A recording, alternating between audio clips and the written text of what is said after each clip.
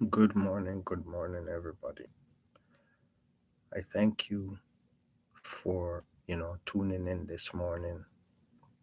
Once again, this is More Life Inc. Studio, and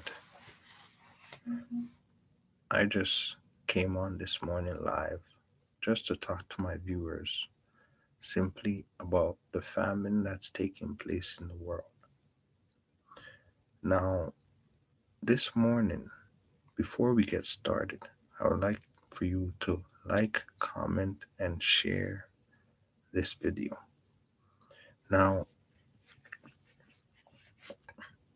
Somalia is a country that is basically in starvation mode.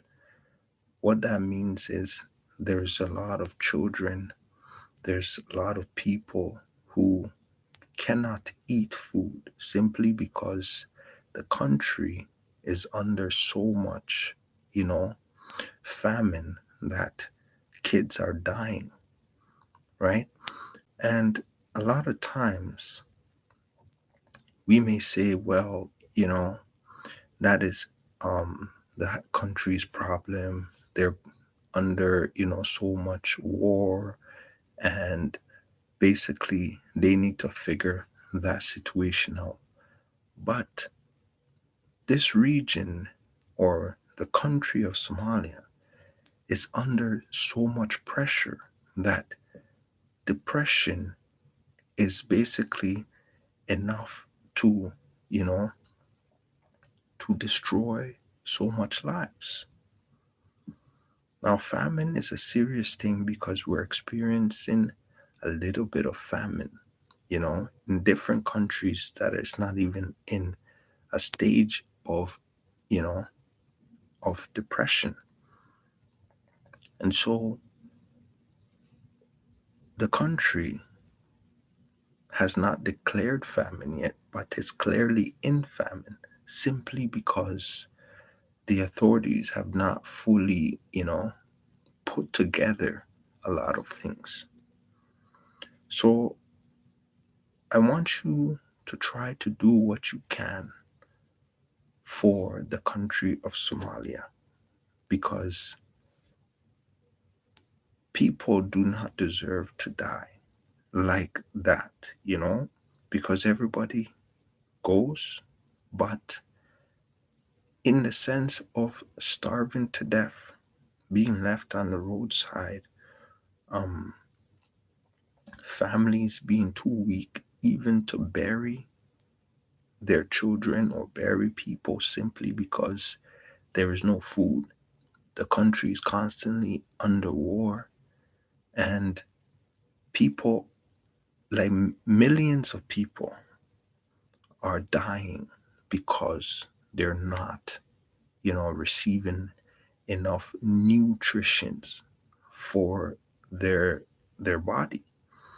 I mean, how long can a kid fast for, right? Even an adult, as a full grown adult, fasting for even 2 days or 24 hours is a big challenge. Imagine going almost nearly 2 weeks as a child without eating a single drop of food or being able to drink, you know, the proper amount of water simply because you don't have the proper systems in place, or going to the hospital for attention, but there's not enough supplies.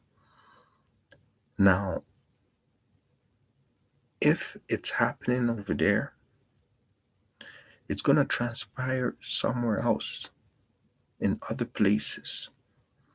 And I believe that no country should be starving under any circumstances. Food should be something that, every country, every government should have authority and power to be able to give, you know, because even if you send money, if they don't have enough supplies, then you can't buy it. Work is not very much, you know, there's not abundance of work in Somalia. And so I thought this morning I had to speak about this matter because there's so much starving people. And this is a serious problem because, Kenya is also suffering as well. Like a lot of the African countries is going through a lot of starvation. And we cannot, ignore those things. And so what you can do is if you can donate, any amount is good. If you can talk about it on your platforms and basically spread awareness of it, that is also good because you need to bring attention to this. Because you see, those souls are suffering. Simply young, innocent children, they're suffering because they cannot get food to eat. Their fathers are constantly at war with neighboring countries simply because this war has been taking, place for decades. And this is just the surface of what I'm talking about because there is problems in all other nations. But I could agree that most nations are not going through starvation problems. There's homelessness, there's depression, there is suicidal, there is, a lot of different types of gruesome crimes. There's so many different problems that's taking place in the general world today. However, my heart, touched on Somalia because I seen the other day what was going on and the documentary of how kids are starving. Kids have to leave their own, what's it called, brothers and sisters behind because they're not getting enough food and they're too weak for the journey simply because they're not eating enough. And we, on many accounts, throw away so much food that we can simply send over there. You see what I'm saying? Like if people don't have money, if people don't have, places to live, at least one thing that should be for sure is them being able to have full access to food, 3 course meal a day, regardless if it's basic or not, but some type of food because UNICEF needs to do more. The UN needs to also do more. We, the people, also have to do more because it's a people's problem. You know,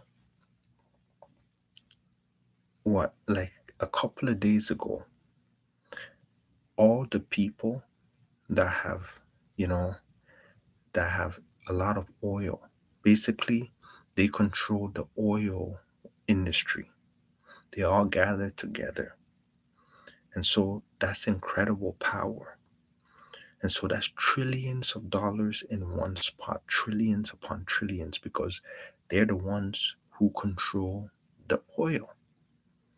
Now, tell me, they are going to decide on how to, what's it called, who's going to pay more and who's not going to pay more.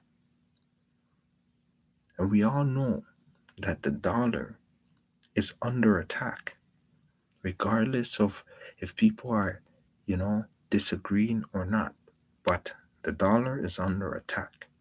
And people need to realize that if the dollar is under attack, then democracy, right, in a sense, is also under attack because many nations might not agree with democracy.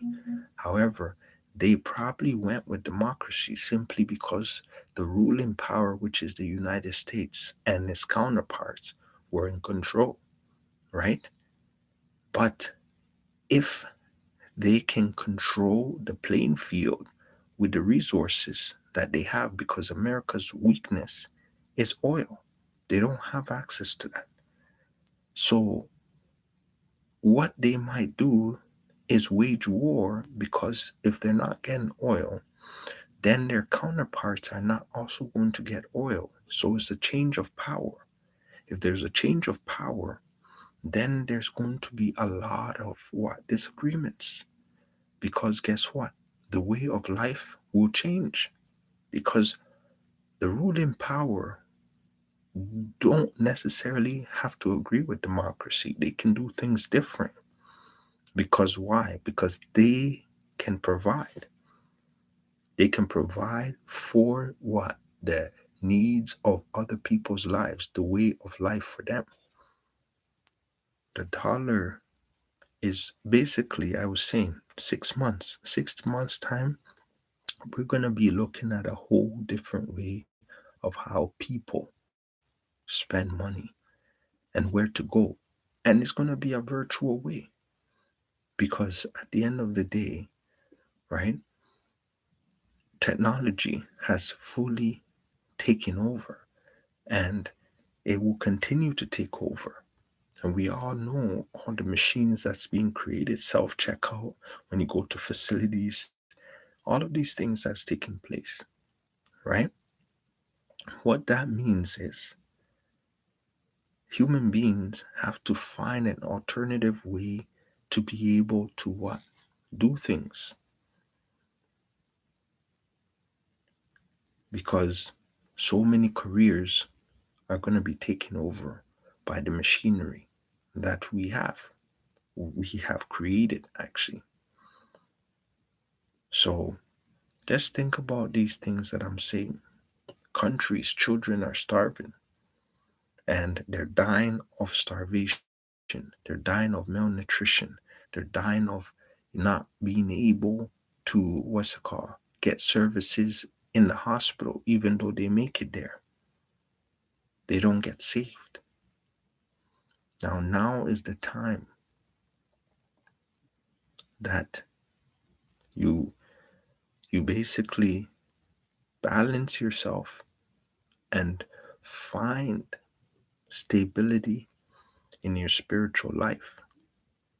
Because guess what? Regardless of who you are, when God returns, when Jesus Christ returns, when He speaks, every single human that ever passed away will be wakened, regardless of if you were cremated, regardless of how you went, how you were buried, you will come back into existence. However, don't wait until that time to get saved, because at that time it will be too late. We're living in an era where things are getting worse. The other day in Thailand, right? A mass shooting in Thailand. Basically 24 children and 11 adults. And the gunman ended up killing himself, killing his wife, his kids. All these gruesome things that are taking place. And this is massive. Just because it's in Thailand doesn't mean it doesn't affect everybody. And it does not only affect those people who are from Thailand. It affects human beings on the same scale. So be safe. But however, understand that your spiritual life matters, because that is the most important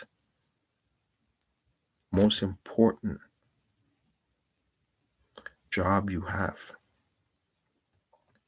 If you know God, if you try to know Him, regardless of the problems you had, because sometimes people can try to know God through other people. However, people can disappoint you because they're humans. The devil is entitled to using those who have what?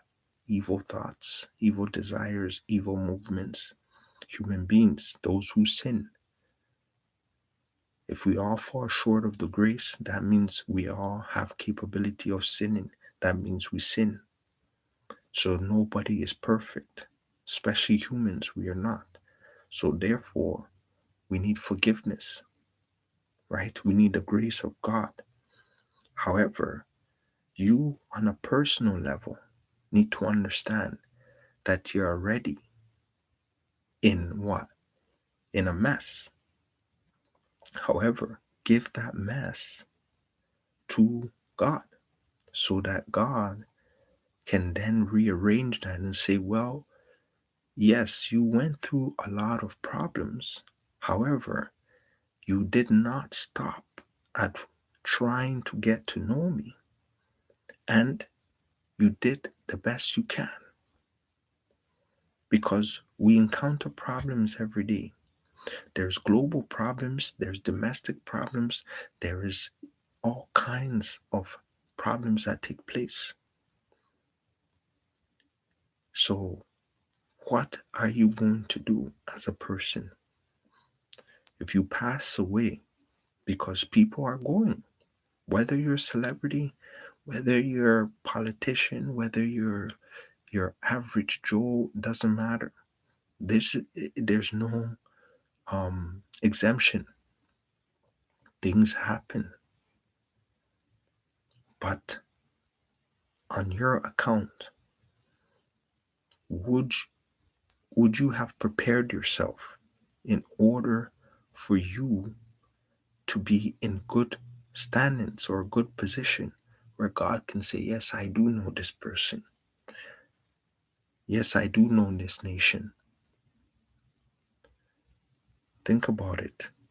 Like, comment, and share this video, and do the best you can to help those who are in need.